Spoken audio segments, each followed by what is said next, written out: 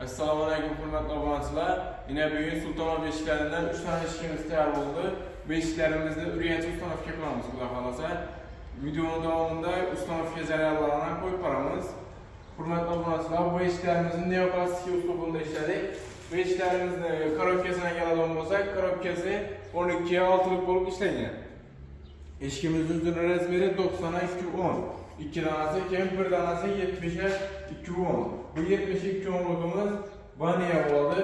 Xudo xolasa suva hamma narsaga chidamlatib ishlaymiz. Hammasini.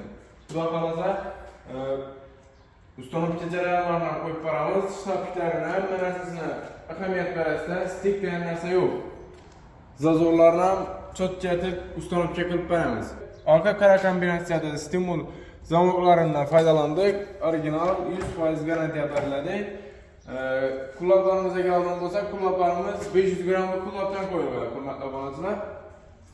Sifatına 100% garantiya beriladi. 5 yildan 8 yilgacha garantiya beriladi.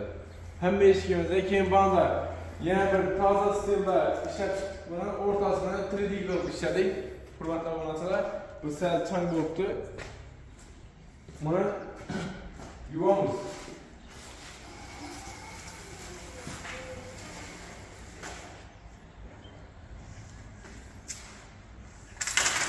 Faiz garantiya beradi. Endi javre emas.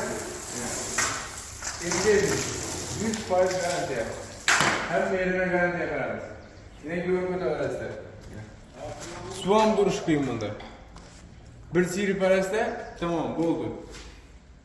100% garantiya hech narsa ishmaydi. Hurmatli obunachilar, ko'rishda davom etaverasizlar bilan.